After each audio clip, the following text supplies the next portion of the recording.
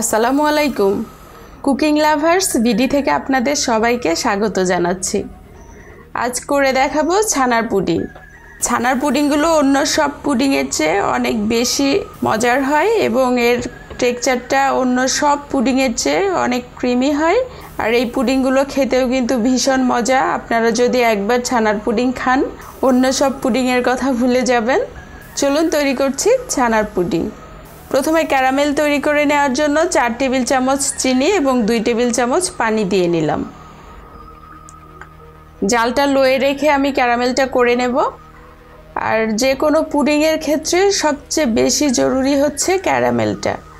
আপনি যত সময় নিয়ে যত স্বাদ করেই পুডিং বানান না কেন, যদি ক্যারামেলটা ঠিকঠাক মতো না হয়, দেখবেন যে পুডিংয়ের স্বাদটাই নষ্ট হয়ে গেছে।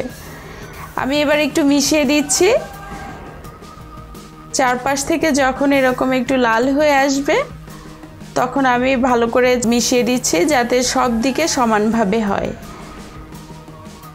আর এটাকে একেবারে লাল করে নেওয়া পর্যন্ত চুলার জালটা রাখবো না, কারণ প্যানের যে গরম আছে এটাতেই কিন্তু পুরোপুরি হয়ে যাবে। দেখুন এটা মোটামুটি লাল হয়ে এসেছে। আমি চুলার জালটাকে বন্ধ করে নিয়েছি। এবার এভাবেই আমি কিছুক্ষণ লাড়তে থাকবো। এবার যে বাটির মধ্যে আমি পুডিংটা বসাবো এর মধ্যে সরাসরি ঢেলে দিলাম। আর এই কাজটা একটু দ্রুত করতে হবে, কারণ ক্যারামেলগুলো খুবই তাড়াতাড়ি জমে যায়। এভাবে বাটি ঘুরিয়ে চারপাশে লাগিয়ে নিচ্ছি। আমি এখানে একটি ওভেন প্রুফ সিরামিকের বাটি নিয়েছি। আপনারা চাইলে কিন্তু স্টিল বা সিলভারের বাটিও নিতে পারেন। আমি চারপাশে লাগিয়ে নিয়েছি। এবার এটাকে একটা সাইডে রেখে দিচ্ছি সেট হওয়ার জন্য। এখানে আমি 1 কাপ ছানা নিয়েছি। ছানাটাকে ঘরেই তৈরি করেছি। আর ছানাটা তৈরি করার পরে 2 ঘন্টা ধরে পানি ঝরানোর কোনো দরকার নেই, একটু পানি ঝরিয়ে নিলেই হবে। এখানে কনডেন্স মিল্ক নিয়েছি, 1/4 কাপ আছে, আপনারা বাড়িয়ে বা কমিয়ে নিতে পারবেন। এখানে 2 কাপ দুধকে জাল করে আমি আধা কাপ করে নিয়েছি। দুধটা যত ঘন হবে পুডিংটা খেতে তত ভালো হবে। আর নিয়েছি 2টা ডিম, সামান্য একটু সাদা এলাচের গুঁড়া নিয়েছি। আপনারা চাইলে ভ্যানিলা এসেন্সও দিতে পারেন। এবার আমি ছানাটাকে একটি ব্লেন্ডারের জারের মধ্যে নিয়ে নিচ্ছি।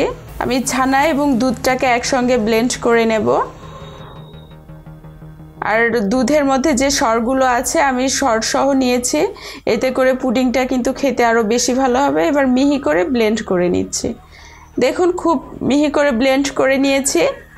এটা এরকম ঘনত্বের হবে। একটি বোল নিয়েছি, এখানে কোনো প্রকার পানি যেন না থাকে সেদিকে খেয়াল রাখবেন। দিয়ে দিচ্ছি 2টা ডিম আর দিয়ে দিচ্ছি কনডেন্স মিল্ক। আমি এখানে কনডেন্স মিল্ক ব্যবহার করছি, আপনারা চাইলে চিনিও ব্যবহার করতে পারেন। আর মিষ্টির পরিমাণটা অবশ্যই আপনারা আপনাদের স্বাদ মতো দিয়ে নেবেন। এবার এরকম একটি হ্যান্ড হুইস্ক দিয়ে ডিম এবং কনডেন্স মিল্ককে ভালোভাবে মিশিয়ে নিচ্ছি। এটা খুব জোরে জোরে করে এখানে ফেনার সৃষ্টি করবেন না, এটা আস্তে করে মিশিয়ে নেবেন যাতে কনডেন্স মিল্ক এবং ডিমটা ভালোভাবে মিশে যায়। মেশানো হয়ে গিয়েছে। এবার যে সাদা এলাচের গুঁড়োটা রেখেছিলাম সেটাকে দিয়ে দিলাম। দিয়ে দিচ্ছি লবণ 1 চিমটি। আপনারা চাইলে কিন্তু এখানে ভ্যানিলা এসেন্সও দিতে পারেন। আবারও মিশিয়ে নিচ্ছে। এবার যে ছানা এবং দুধের মিশ্রণটা করে রেখেছিলাম এটাকে দিয়ে দিলাম। এগুলোকেও আবার ভালো করে মিশিয়ে নিচ্ছে। আবারও খেয়াল রাখবেন যাতে খুব বেশি ফেনার সৃষ্টি না হয়। মেশানো হয়ে গিয়েছে। এর ঘনত্বটা এমন হবে, আমি দেখিয়ে দিচ্ছি দেখুন। এবার একটি স্ট্রেনার নিয়ে নিলাম। পুডিংয়ের মিশ্রণটাকে আমি ছেঁকে নিচ্ছি। অনেক সময় দেখা যায় পুডিংয়ে যে ছিদ্র ছিদ্র ভাব থাকে, এভাবে ছেঁকে নিলে আর ছিদ্র ছিদ্র ভাবটা থাকবে না। এবার ঢাকনা দিয়ে দিলাম। চলে যাচ্ছি চুলায়। চুলায় একটি বড় প্যান বসিয়ে নিয়েছি। এর মধ্যে একটি রুমাল দিয়ে দিলাম। আপনারা চাইলে যে কোনো স্ট্যান্ড দিয়ে নিতে পারেন। আসলে বাটিটা যাতে না নড়ে এজন্যই রুমালটা দিয়েছি। পানি দিয়ে দিচ্ছি। পানিটা এমনভাবে দিতে হবে যাতে বাটির 3 ভাগের 1 ভাগ পানির নিচে থাকে এবং 2 ভাগ পানির উপরে থাকে। আর এক্ষেত্রে জালটা খুবই ইম্পর্টেন্ট। খুব বেশি জালে করতে গেলে পুডিংগুলো ভালো হয় না, ছিদ্র ছিদ্র ভাব চলে আসে। এবার ঢাকনায় যে ছিদ্রটা আছে এটাকে বন্ধ করে দিলাম। পানিটা যখন ফুটে আসবে তখন জালটাকে মিডিয়াম লোতে করে দিচ্ছি আর অপেক্ষা করছি 30 থেকে 35 মিনিট।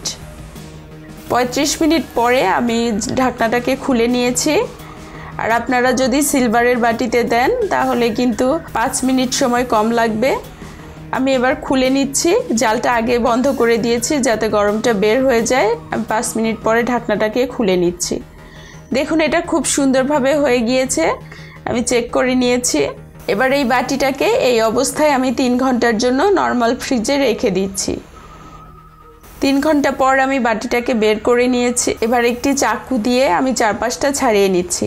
আর এখানে আরও একটি টিপস হচ্ছে, আপনারা পুডিংটাকে কখনোই গরম অবস্থায় ঢালতে যাবেন না, তাহলে কিন্তু পুডিংটা ভেঙে যেতে পারে। তাই ঠান্ডা করে নিয়ে এটাকে ঢেলে নেবেন। আমি একটি প্লেট উপরে দিয়ে এটাকে উল্টে নিচ্ছি, আর এই কাজটা সাবধানে করে নিতে হবে। উপরে একটু ট্যাপ করে দিচ্ছি। এবার বাটিটাকে উঠিয়ে নিচ্ছি। দেখুন পুডিংটা দেখতেই কতটা সুন্দর হয়েছে।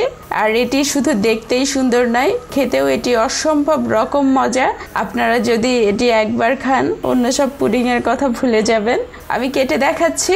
দেখুন এটা ভিতরটা কতটা সফট এবং কতটা ক্রিমি হয়েছে। দেখুন কতটা সুন্দর হয়েছে। আপনারা অবশ্যই জালটা মিডিয়াম লোতে করে করবেন এবং অবশ্যই পুডিংয়ের মিশ্রণটাকে ছেঁকে নেবেন। আমি আশা করছি আমার আজকের এই রেসিপিটিও আপনাদের ভালো লেগেছে। আর আমার রেসিপিটি যদি আপনাদের ভালো লেগে থাকে অবশ্যই আপনাদের ফ্রেন্ডস এবং ফ্যামিলির সঙ্গে শেয়ার করবেন। আর নতুন নতুন যে কোনো রেসিপির জন্য আমার চ্যানেলকে সাবস্ক্রাইব করবেন। আপনারা সবাই ভালো থাকবেন। আল্লাহ হাফেজ।